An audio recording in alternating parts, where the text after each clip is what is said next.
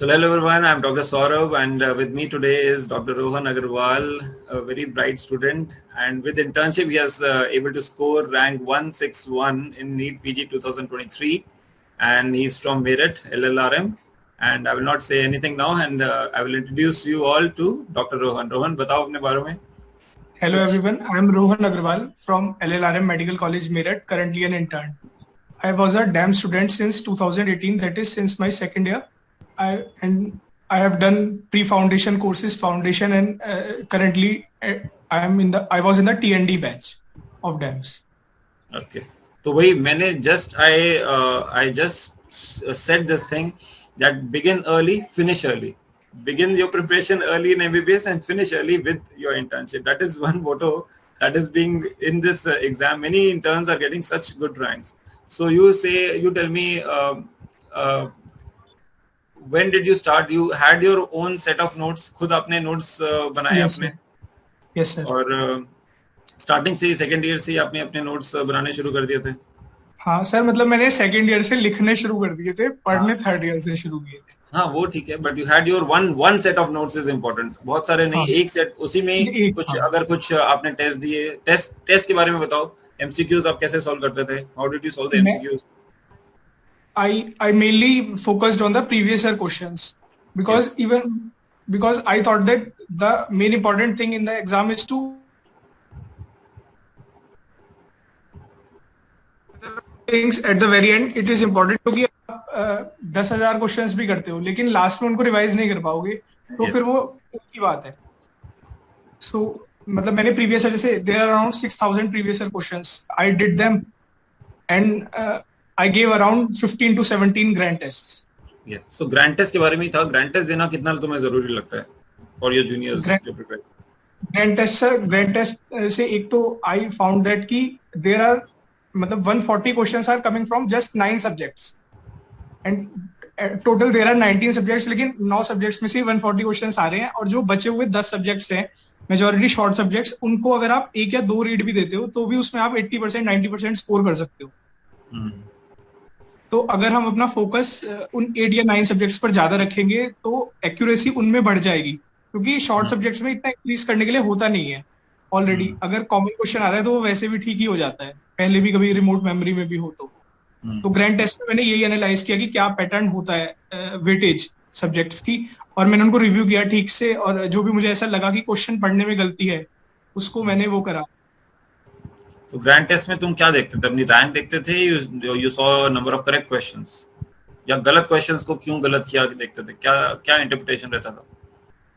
एक तो गलत wrong questions and which were guessed right guessed correct.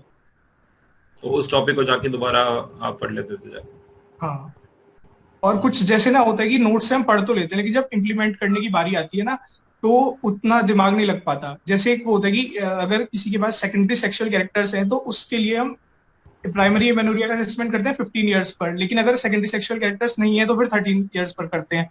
तो कई बार क्वेश्चन में ना बहुत सटल वे में दे देते हैं ऊपर कि इस मतलब कि डेवलपमेंट है इस तरह से है बट हम उस पर ध्यान नहीं देते और फिर नीचे हम 13 इयर्स कर देते हैं उसको, लेकिन फिर बाद में हाइंडसाइट में पता चलता है कि ये तो 15 था. तो ऐसी जो चीजें तुम्हें एक्स्ट्रा पता लगती थी फिर तुम नोट्स में जाके you keep on adding little bit. तो नोट्स बल्कि तो नहीं ना बट जस्ट इन शॉर्ट तुम ऐड कर लेते थे उसमें? हाँ सर, मैंने तो बल्कि बाद में एक और चीज की थी कि सब प्रीवियस ईयर को नोट्स में मार्क किया और ना मेरा ऐसा होता था कि अगर मैंने भले 4 लाइंस हाईलाइट की हैं बट फिर भी ना मेरा ध्यान बाकी पे भी जाता था बचे हुए नोट्स में ना. तो मैंने क्या किया था कि उनको ना लिखना अलग से लिखना शुरू कर दिया था कि जो इंपॉर्टेंट टॉपिक्स थे जैसे डीवीटी की रिवाइज ही हो जाता था तुम्हारा मतलब पूरा टॉपिक रिवाइज हो जाता था उससे. हाँ, जैसे डीवीटी की जो बुकलेट थी तो मैंने क्या किया कि जैसे ऑफ था तो उसमें जो भी एक दो टॉपिक्स ऐसे थे कि प्रीवियस ईयर में आए हैं तो मैंने उनको उसी में ही लिख लिया डीवीटी की बुकलेट में, मतलब शॉर्ट में 2-3 लाइन. तो डीवीटी का तुमने अटेंड किया तो डीवीटी से क्या तुम्हें लास्ट में रिवाइज डीवीटी से तुमने लास्ट में किया या नोट से रिवाइज किया? नोट्स को तो लास्ट में रिवाइज करना तो इतना इजी नहीं होगा ना. नोट्स तो आपके चल रहे हैं फॉर योर बैक मेमोरी, तुम्हारी मेमोरी चल रही है, इतने सालों से तुम पढ़ रहे हो. डीवीटी से क्या फायदा हुआ तुम्हारा? डीवीटी से काफी जो मतलब मस्ट नो पॉइंट्स होते हैं जैसे फिजियोलॉजी के I think all the questions were from DVT. All 7 questions could be solved with the help of DVT. तो मैंने यही देखा कि जिन सब्जेक्ट्स में से क्वेश्चंस लिमिटेड आते हैं 6 to 7 क्वेश्चंस आते हैं उनको उनके लिए डीवीटी पर ज्यादा फोकस किया. और जिन सब्जेक्ट्स में ज्यादा क्वेश्चंस आते हैं उनमें मैंने थोड़े थोड़े नोट्स देखे। Okay okay. तो इसमें पीवाईक्यू तो तुम पहले से ही कर रहे थे, पीवाईक्यू तो करना ही बहुत इंपॉर्टेंट है, क्योंकि पीवाईक्यू में गलत तो करना बहुत ही गलत बात है। पीवाईक्यू तो सही होने चाहिए, सिली मिस्टेक तो सर से होती है, but PYQ is very very important. जो तुम कह रहे हो, तुमने इतने सारे क्वेश्चंस तुम पहले से ही पीवाईक्यू पे फोकस कर रहे थे, and that is very good strategy.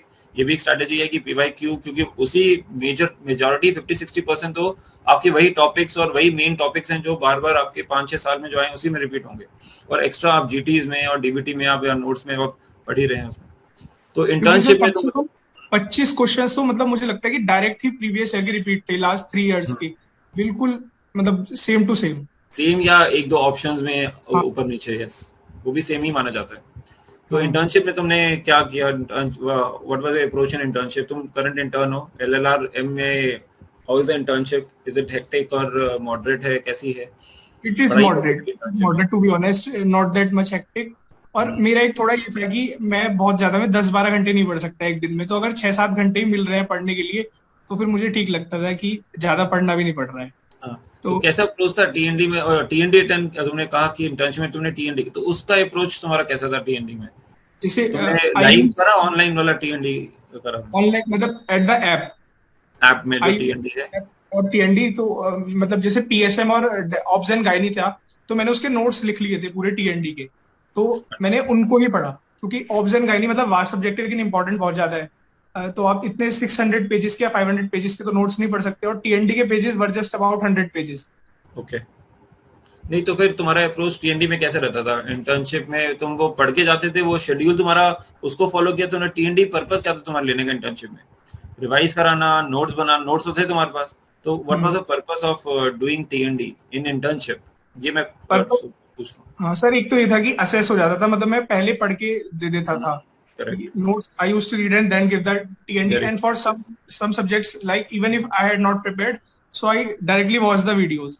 दो मतलब टीचर्स मना करते हैं, बट मैंने कोई बात नहीं। नहीं, असेसमेंट पता लग जाता था कि जो तुमने पढ़ा तुमने वो कर रहे हो नहीं कर रहे हो।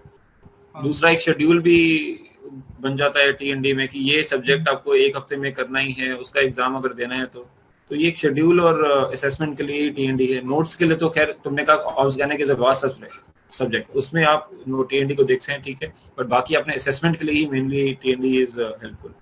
और बाकी ग्रैंड टेस्ट तो तुमने बताया, सीबीटीज का तुमने दिया था, और उसमें कैसा परफॉर्म किया अगर दिया था तुमने? तो सीबीटी सर मैं नहीं दे पाया था, क्योंकि मतलब वो था कि थोड़ा ट्रेवल करना पड़ता है, इसलिए इशू था। पर मैंने सीबीटी का वो सब देखा जो फिर डैम्स में बाद में ऐप में मिला था, तो मैंने उससे सीबीटी को रिव्यू किया, तो मुझे यही लगा कि ये सब क्वेश्चंस तो डुएबल हैं, बस ये है कि इन चीजों को एक बार लास्ट में देख लेना। तो फिर ग्रैंड टेस्ट तुम कैसे देते थे? एग्जाम टाइम मोड करके या फिर एज एंड व्हेन अपने मर्जी से ग्रैंड टेस्ट देने? एग्जाम वो भी एक तरीका है ना ग्रैंड टेस्ट और सीबीटी देने का। पर्पस ये कि आप थोड़ा अपने एग्जाम मोड में हो जाओ कि इतने घंटे में आपको इतना करना है। तो ग्रैंड टेस्ट में तुम्हारा स्कोर कितना रहता था? अभी कितना स्कोर आया तुम्हारा? 172 करेक्ट है मेरे, मतलब ट्रिपल करेक्ट, एंड स्कोर 666 होगा। Yes sir. और फिर तुम्हारा अभी ग्रैंड टेस्ट में कैसा स्कोर रहता था, और कैसा ग्राफ रहा तुम्हारा ग्रैंड टेस्ट? कितने फ्रीक्वेंटली देते थे ये भी बताओ। सर ग्रैंड टेस्ट में हर 15 से 20 दिन में देता था। Very good. और मैंने पहले मतलब मेरा ये रहता था कि पहले जब पिछला वाला रिव्यू हो जाए तभी अगला दो, क्योंकि ना रिव्यू करना भी एक एट टाइम्स मतलब काफी चैलेंजिंग हो जाता है, क्योंकि मतलब जो गलतियां होती है ना, एक तो बस ये होता है कि क्वेश्चन पढ़ा, आंसर पढ़ा और उसको आगे बढ़ गए, और एक होता है जो गलती की है अगर उसको थोड़ा नोट्स में से देखो या फिर और सोचो उसके बारे में, तो टाइम लग जाता है। तो मैं मतलब I used to give the grand test in every 20 days, and I used to score मतलब since the third grand test in June I started to have 150 correct in June, और फिर उसके बाद मतलब next 6 months I used to get only 150 correct, मतलब मेरा score improve ही नहीं हुआ, 6 महीने हुए। तो फिर उसके बाद लेकिन जब मैंने लास्ट के 2 ग्रैंड टेस्ट दिए, जो मैंने the last grand test I got 167 correct, and the second last grand test I got 158 correct. तो तुम बताओ, इतने तुमने ग्रैंड टेस्ट दिए, और कैसा इस बारी का पेपर कैसा असेसमेंट था? प्रीवियस क्वेश्चंस तुमने इतने सारे किए, तो इस बारी का paper how was it as compare to the others?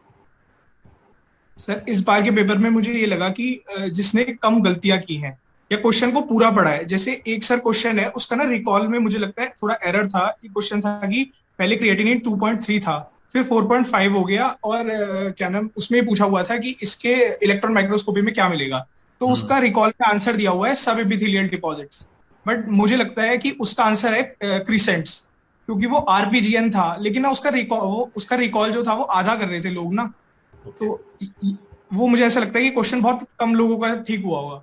But ये तुमने बहुत अच्छी बात कही कि इस एग्जाम में जिसने कम गलतियां करी हैं, दैट इज उसको थोड़ी रैंक थोड़ी सी और ऊपर आई है। ठीक है, अब बताओ क्या क्या तुम्हारा प्लान है अभी? आईएनएसईटी देने का प्लान है अभी या नहीं देने का प्लान? सर फॉर्म तो भरूंगा मैं, बट शायद इतना पढ़ा तो नहीं जाएगा। क्यों, क्या कौन सी ब्रांच चाहिए तुम्हें? Which branch are you opting for? I would like to be a radiologist, और ओके, थोड़ा मेडिसिन में कंफ्यूजन है, बाकी 5 महीने है यही सोचने के टॉपर्स कंफ्यूजन। टॉप रैंक आती तो कंफ्यूजन, रेडियोलॉजी वर्सेस मेडिसिन। लिए। नहीं ठीक है, आईएनएसईटी देना बनता है, आप आईएनएसईटी दो एंड लेट्स सी। उसमें भी क्या पता उसमें और अच्छी तुम्हारी रैंक आ जाए, सिंगल डिजिट या डबल डिजिट रैंक आ जाए, ये भी कई बन बार सकती सर वही है, है। ऑफ हाँ, कोर्स कि you will from get from radiology अगर इसमें लगी भी। हुई होती है। Yes yes. तो अब बताओ कि क्या कैसी रही तुम्हारी ये डैम्स की जर्नी, तुम्हारी कैसी रही? और ड्यूरिंग तुमने क्लासेस तो शायद ऑनलाइन अटेंड करी होंगी शायद, yes sir, online Covid. Attend करी। और हाउ वाज द जर्नी? कोई टीचर आपको ध्यान आता है उस टाइम पे जिसको लगा होगा कि यार ये तो मेरे को बड़ा अच्छा यूरेका मूवमेंट पता लग गया, ऐसे तो मुझे पता ही नहीं था, ऐसे कोई है तो बताओ अगर कुछ याद आता तो। मैं जिनको इंटरव्यू दे रहा हूँ, तो सर मतलब अरे नहीं स्क्विंट, नहीं नहीं, और कोई बताइए। सर स्क्विंट, जैसे स्क्विंट वाला टॉपिक था, मतलब वो ना काफी फैसिनेटिंग है, उसमें जैसे वो होता है ना कि आपने जो वो बनवा के उसको करवा रखा है, तो वो वैसे काफी बहुत एलिट फील होता है उस क्वेश्चन को सॉल्व करके ना, कि वाह स्क्विंट का क्वेश्चन ठीक कर दिया। और और कोई बाकी बताओ। दीप्ति बैल मैम, क्योंकि मुझे लगता है कि उनके जो नोट्स हैं दे गिव क्लैरिटी कि बस इसका यही आंसर है, तुम हिरार्की में मत जाओ कि 1 2 3 4 इसका यही आंसर होगा। तो क्योंकि this sort of clarity is required at times, और और क्रिस्प बताओ। है। हाँ, घर पे तुम्हारे डॉक्टर्स फैमिली में तुम पहले हो या हाँ, और भी सब है? मेरी my elder sister is a doctor, she अच्छा is currently doing MD paediatrics at IMS BHU, अच्छा, ओके। और and my father uncle mother? Uncle and aunt are also doctors. अच्छा अच्छा, मदर फादर डॉक्टर नहीं नो नो, है। तो ये my बताओ फादर, लास्ट में कि किसने तुम्हारी रैंक देखी? मैंने खुद देखी थी। फिर मैंने एकदम से अपनी रैंक देखी, फिर मैं गया पापा के पास, मैंने कहा कि वीडियो स्टार्ट कर दो बनानी। तो फिर ना मैंने उनको बोला कि मेरी आई है 161, तो वो खुश हो गए। फिर मैंने कहा 0, तो वो एकदम से दुखी हो गए। फिर मैंने कहा कि अगर मैं इसमें से 0 हटा दूं अरे वाह। तो फिर वो बहुत खुश हो गए। मतलब ये मैंने सोचा हुआ था बहुत पहले से ना, अच्छा, कि अगर मैं इस तरह से आता है तो मैं ऐसे करूंगा कि एक 0 बढ़ाऊंगा और फिर एक कम कर दूंगा। मतलब तुम तो ऐसे, कॉन्फिडेंट थे that you will do you will get such rank? हाँ सर, मतलब मुझे ये था कि मेरी 500 से तो अंदर आ जाएगी, मतलब 500 अंडर 500 मुझे आ सकती है। और थोड़ा ये था कि मैं इतना फोकस्ड यूजी के टाइम पर नहीं था, नीट यूजी में, तो तब मतलब मुझे आता था, बट मुझे हमेशा लगता था कि कर तो सकता हूँ, बस थोड़ा फोकस की नीड है, तो मैंने उसी पर ज्यादा मेहनत की। अच्छा, तो वो वीडियो कहाँ पे है अब जो तुमने बनाई वीडियो? वो वीडियो अभी भी मेरे व्हाट्सएप पर, मतलब तो चैट व्हाट्सएप पर। हमें शेयर करो, अगर तुम अलाउ करोगे तो हम अपने डॉक्टर सुमेर से बात करके डैम्स के पेज में हम अपलोड करेंगे। अगर उसमें मतलब लेट्स सी उसमें थोड़ा मैं वाइल्ड ज्यादा हो गया हूँ वैसे। अच्छा। चलो शेयर तो कर रहा हूँ, मैं पर्सनली शेयर करना हाँ आगे सर, बट तुमसे पूछूंगा कि तुम आगे कराना। मैं तो देखूं कि कैसे वीडियो बनाई है उसमें। हाँ सर, हाँ मैं वो चलिए जरूर शेयर। रोहन, कॉन्ग्रेचुलेशंस। और लास्ट में सर, अगर तुम कोई अपने जूनियर्स के लिए कोई टिप देना चाहो, ये तो है कि begin early finish early, that is one tip. Other कोई और कुछ इंपॉर्टेंट चीज अगर तुम बताना चाहो जो प्रिपेयर करने वाले हैं अभी? टिप मुझे लगती है कि मतलब सबको ये तो पता होता है पढ़ना क्या है, लेकिन एक फोमो जो है ना, फोमो की बहुत सारी इंफॉर्मेशन अवेलेबल है, तो उससे ना बचना चाहिए। मतलब जितना आप खुद कर सकते हो ना, बस उतना कर लो, तो वो भी बहुत हो जाता है एग्जाम के लिए। और डैम्स में मुझे सबसे अच्छी चीज ये लगती है कि डैम्स के अंदर ना उसको बुकिश वे में ना पढ़ा के उसको बहुत ऐसे फ्रेंडली मैनर में बताते हैं, कि जैसे अगर टीएनएम स्टेजिंग है तो बस उसमें वैल्यूज बता देंगे कि 4 है, मोर देन 4 है, 7 है। ऐसे नहीं कि 4 in the greatest possible dimension, और उसमें वो सब लिख रहे हैं, मतलब उसका नीड ही नहीं है। तो मुझे ये चीज हमेशा मतलब लगती है कि जो डैम्स के नोट्स हैं वो ग्रेस्प करने में काफी इजी होते हैं, ऊपर से उनकी वो कम है और यील्ड ज्यादा है। क्योंकि पर्पस तो नीट पीजी है ना, क्योंकि इसके बाद तो डिटेल में आप पीजी में पढ़ोगे ना, पीजी में you have to read everything detail. This is for your preparation for your NEET, and so many subjects are there, so it has to be in a short manner. चलो, very nice talking. हाँ बताओ. 50% मतलब notes की जो वो है, मतलब thickness है वो 50% है, बट जो यील्ड है I think that is almost the same. That's a good thing. Good, Rohan. Chalo, congratulations again, and I hope you get a good rank in INSET as well, and single digit rank maybe. Congratulations. Please, sir. All right.